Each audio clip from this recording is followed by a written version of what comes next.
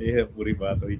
अच्छा, दूसरा अगर आपसे मैं सवाल पूछूं सर, ये इंडिया गठबंधन की बैठक हो रही है, तो क्या आपका व्यू पॉइंट है इसके बारे में? देखिए, मैं तो ये मानता हूँ इंडिया गठबंधन की बैठक हो ना हो, क्या कॉमन मिनिमम प्रोग्राम बने, कौन आए कौन जाए, इससे मुझे तो मतलब ये है, मैं उसी आदमी को इंडिया गठबंधन का सहयागी मानता हूं और उसे मानता हूं कि वास्तविकता में भारतीय जनता पार्टी को हराना चाहता है, जो सड़क पे है। अगर मैं इंडिया गठबंधन का कन्वीनर होता या इनका एडवाइजर होता तो मैं कहता आज ही की मीटिंग में डिसाइड करो और हिंदुस्तान के सबसे बड़े मैदान जिस भी प्रदेश के अंदर है, जो सबसे बड़ा मैदान हो, उसे चूज करो, वहां पे स्ट्राइक की कॉल दो, वहां पे धरने पे बैठो, सारे विपक्षी दलों के नेताओं को आमंत्रित करो, अपने लोगों को लेके आए, अपने बैनर तले आए और मैदान भर दो, और जो ना आए उसको मान लो कि वो भारतीय जनता पार्टी की पार्टी। जो भी इस समय बच्चों के साथ वो घड़ियाली आंसू बहा रहा है, वो मैं उसको बच्चों का हित चिंतक नहीं मानता हूं, मैं उनको हितचिंतक मानता हूं जो पानी झेल रहे हैं, जो लाठी झेल रहे हैं और जो बच्चों के लिए संघर्ष कर रहे हैं। इसमें मैं यूथ कांग्रेस एनएसयूआई को नंबर देता हूं, बाकी किसी अपोजिशन पार्टी को भी नंबर नहीं देता। तो आप आए एसी रूम में बैठे, चाय कॉफी पी, 4 बिस्किट खाए और चले गए, हाँ हम हैं साथ। जो सड़क पे है, जो बच्चों के साथ है, उनके दुख के लिए परेशान है, जो मार खा रहा है, वही मेरे ख्याल से विपक्ष में है, बाकी सब बीजेपी की बी पार्टी। तो ये बैठक को आप कोई खास महत्वपूर्ण मानते नहीं सर? नहीं मानता इंडिया हूं गठबंधन। मैं तो मानता हूं, मैं तो मानता हूं, मानता हूं मीटिंग तो होनी चाहिए, लेकिन मीटिंग में ही तो डिसाइड होगा ना। ये कॉमन मिनिमम प्रोग्राम एक है आज के तारीख में। आज के तारीख में ये पता है आपको कि भारतीय जनता पार्टी को हराना चाहिए, क्योंकि ये आर्थिक मोर्चे पे विफल रही है, विदेश नीति में विफल रही है, बच्चों के साथ अन्याय हो रहा है, उनके पेपर लीक हो रहे हैं, इसलिए वो सरकार हटनी चाहिए। ठीक है। अच्छा, वोट के आधार पर हटा नहीं सकते। आपने बंगाल में देख लिया, एसआईआर होगी, वोट नहीं देने दिए जाएंगे, अकाउंटिंग सेंटर से भगा दिए जाएंगे। आप जीत नहीं सकते वोट के आधार पर, कैसे जीत सकते हैं, कैसे लड़ेंगे? जैसा महात्मा गांधी ने सिखाया था, अहिंसात्मक गांधीवादी असहयोग आंदोलन करिए, सड़क पर उतरिए, विरोध प्रकट कीजिए, कहिए कि हम ये नहीं सहन करेंगे, अपने देश को हिंदू मुसलमान में बढ़ता हुआ नहीं देखना चाहेंगे, गरीब लोगों के एलपीजी के दाम बढ़ रहे हैं, उनका जीवन नहीं चल रहा है, बड़े बड़े पूंजीपति बड़े बड़े जंगल खरीद रहे हैं, बड़ी बड़ी यूनिट खरीद रहे हैं, ईडी की रेड हो रही है, फिर उस कंपनी के प्रमोटर को जेल भेजा जा रहा है, फिर वो राष्ट्रीय सेठ को दे दी जा रही है और गरीब गरीब होता जा रहा है। अरे तो वही आप, मैं कह रहा हूं मीटिंग के बिना थोड़ी ये डिसाइड होगा, लेकिन मीटिंग का एजेंडा एक होना चाहिए केवल, we have to be on street. जो स्ट्रीट पे आएगा वो हमारे साथ है, जो नहीं आएगा हम उससे मानते हैं कि वो बीजेपी की भी टीम है। तो अभी तो जो डीएमके भी नहीं आ रही है, आम आदमी पार्टी ने भी मना कर दिया, तो इसका राजनीति पर, देश की पॉलिटिक्स पर कोई असर दिख रहा है सर, विपक्ष की राजनीति पर? देखिए, मेरा व्यक्तिगत विचार ये है, हो सकता है मैं सही हूं, हो सकता है गलत हूं, आम आदमी पार्टी को मैंने कभी विपक्षी दल नहीं माना। ओ। अन्ना हजारे का आंदोलन हो, अरविंद केजरीवाल की कार्रवाई हो, इंडिया गठबंधन की मीटिंग में आना हो या ना आना हो, उनका सारा रवैया मुझे ऐसा लगता है कि उनकी भारतीय जनता पार्टी से कोई अंडरस्टैंडिंग है, जिसकी वजह से उनको प्रेजेंट भी करते हैं कि ये सताए हुए हैं, लेकिन उनको सताया भी नहीं जाता है, लेकिन वो धीरे धीरे स्पेस ऑक्यूपाई करते हैं, कांग्रेस की भारतीय जनता पार्टी को देके हट जाते हैं। तो आम आदमी पार्टी को तो मैं विपक्षी दल मानता ही नहीं, मैं तो उन्हें भारतीय जनता पार्टी की बी टीम मानता हूं। डीएमके के साथ मजबूरी यह है क्योंकि वहां टीवीके के साथ कर लिया है कांग्रेस से समझौता, लेकिन डीवीके के बारे में मुझे ये डीएमके के बारे में मुझे ये विश्वास है कि वो बीजेपी के साथ नहीं जाएंगे, क्योंकि वो जानते हैं कि आज के तारीख में अगर वो बीजेपी के साथ गए या दिखे तो साउथ के अंदर बीजेपी का कोई पुरसा हल नहीं, क्योंकि वहां पे लग रहा है साउथ के लोगों को कि डेलिमिटेशन के माध्यम से और नॉर्थ के डोमिनेशन के माध्यम से साउथ के लोगों के साथ अन्याय होता है। डीएमके वो गलती नहीं करेगी, लेकिन वो इंडिया गठबंधन इसलिए भी नहीं आ सकती क्योंकि वहां टीवीके है। लेकिन आने वाले चुनाव के लिए 5 स्टेट्स में इलेक्शन फिर आ गए सर।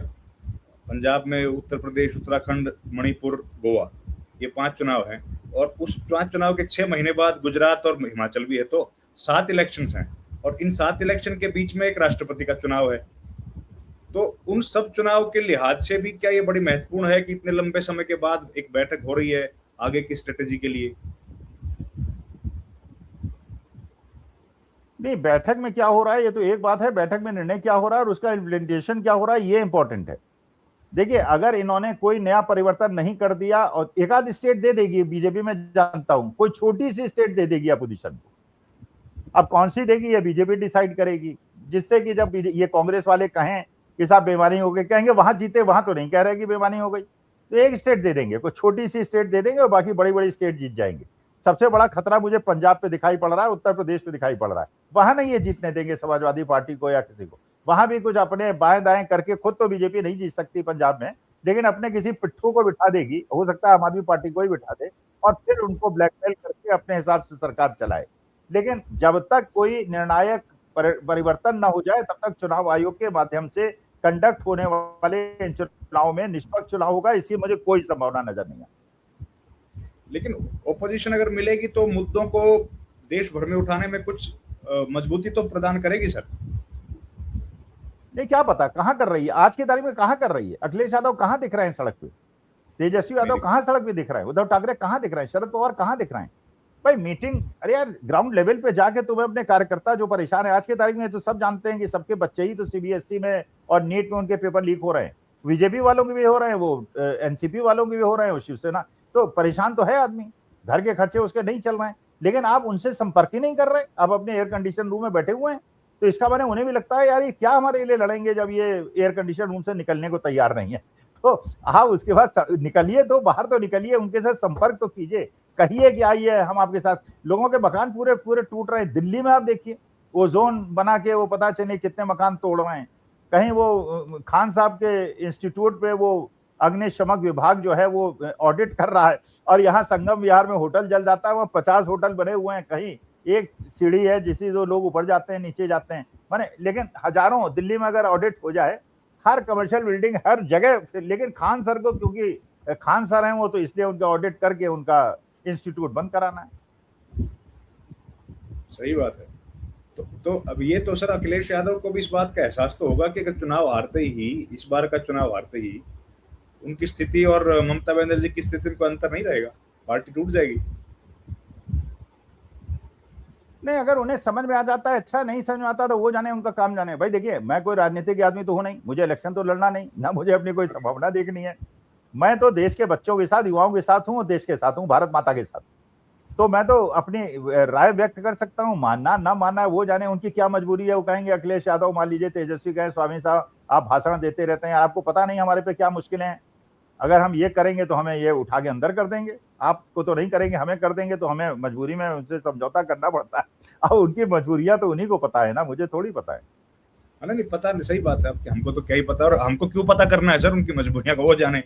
हम लोग तो देश हित में जो बात हमको ठीक लगेगी हम तो सवाल के तौर पर पूछ लेंगे, बस उस पर अपनी राय व्यक्त कर देंगे, हमारा तो इतना ही है। पर चलिए देखते हैं सर क्या होगा, आपने वक्त दिया सर। आखिरी बात बस, आर्थिक हालात जो है उस पर भी अगर ओपोजिशन एक कोई प्रस्ताव पारित करेगी, दुनिया को बताए, मुझे लगता है वो भी ठीक रहेगा सर, हालात तो काफी खराब हैं।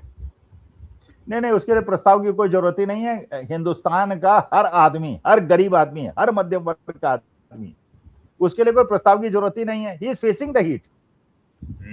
भाई आप भी अपने घर का खर्चा चला रहे हैं, मैं भी चला रहा हूँ, रिक्शे वाला भी चला रहा है, फल बेचने वाला भी चला रहा है, ढाबा चलाने वाला भी चला रहा है, सब चला रहे हैं। उनके खर्चे 40% बढ़ गए, इनकम बढ़ नहीं रही, कस्टमर आ नहीं रहा, दुकानदार चला रहा है। तो ये प्रस्ताव की भी जरूरत नहीं। They are in pain, everybody is in pain. You only have to contact them, be in touch with them and say we are with you. वो भी नहीं करने को ये लोग तैयार हैं। सही बात है। एसी अच्छा लगता है सर सबको, एसी में बैठे हैं सारे लोग। चलिए बहुत बहुत धन्यवाद sir, thank you very much, आपने वक्त दिया सर, थैंक यू।